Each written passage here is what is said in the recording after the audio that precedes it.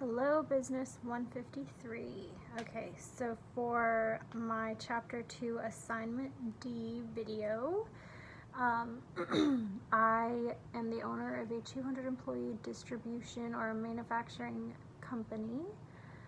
Alrighty, so the first question we have here is, can or do you monitor what sites employees go to? And I would say yes, we reserve the right to monitor our own servers and what people are doing on them. My response to that is if you don't want to be like monitored or watched, then you can have your own smartphone and have your own data that you use to go on the internet and do what you want if you don't want to be monitored. Now, if you're going to use company property and the company's server, the company's computers and servers to go on the internet, then yes, it's our right to be able to monitor you. As far as emails, you have a company email for a reason, because we are going to be able to monitor that too.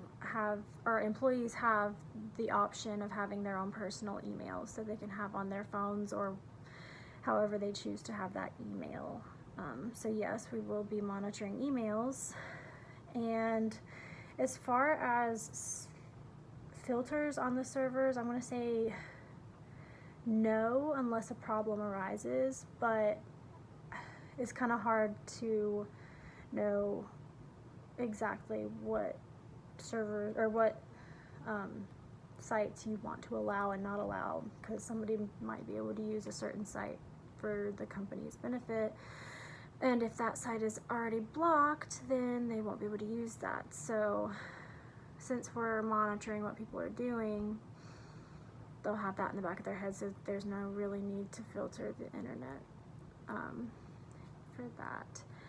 As far as the drug testing, can or will you do a drug screening on your employees? Yes, and we will do this because we are under the Drug-Free Workplace Act of 1988, and North Carolina allows people to be drug tested in a facility, and I'm pretty sure we fall under all of those specifications, so we're able to drug test people. I will link the site below where I got that information. If so, will I do some or all of the employees? I would say probably about 1/3 of the employees, of our employees, do a urinalysis, and maybe do that like twice a year or something, different people each time. You never know if you're going to be drug tested. And as far as the cost goes, we're not going to worry about that because we're only doing a 1/3 of our employees, and then twice a year we have some time to have some money saved up to be able to do that. So I'm not really worried about the price. What do I do with the employees who fail the drug test? This was a hard one for me because there's always the chance that the drug test was not correct. So I think I'm gonna give them the opportunity to either bring in their own test or like pay us to do another test so they can be retested, so they obviously won't look like they do drugs. They could do that, so that way the company won't have to pay for it, and then it'll give both of us peace of mind that they're not on drugs. Or give them the option to do a rehabilitation therapy session or whatever. So they have that choice.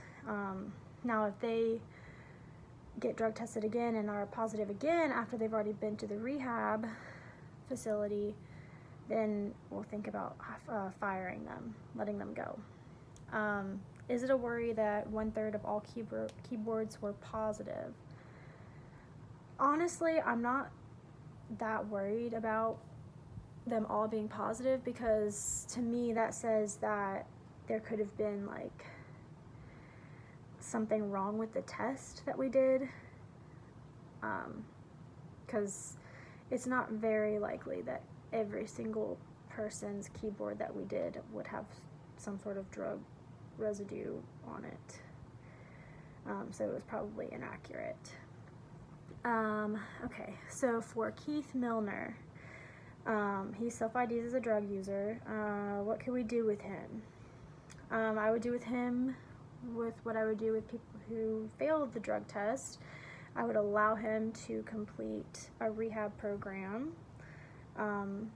If he continues to do drugs and we catch him with our drug tests again, that's when he will be let go or fired because of that. A dress code at the company, yes, we have a uniform for everyone to wear, so there's no issues with that. Depending on your job, whether you work in the office or the facility, there's two different things, two different uniforms, business casual, or you have your facility workers uniform that we supply, give you one, and if you want more than one, you have to buy the other ones. So that's the deal with the uniforms. Politics or religion to be discussed in the workplace? No, and this is in the employee handbook, simply to avoid conflict and just to keep everybody kind of level-headed. There's no use talking about it if it's just going to possibly make somebody upset, so we'll just avoid that completely.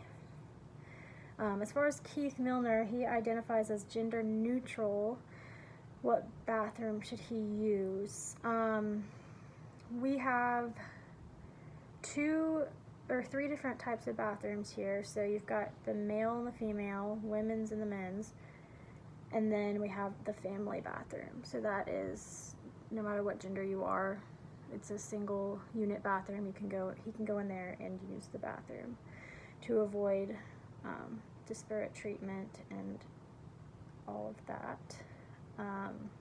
So yeah, hopefully this company seems like one that you would want to work for. I hope our policies here make you feel safe and not like you're going to be attacked with talking about politics or religion or for your dress code or anything. So thanks for watching.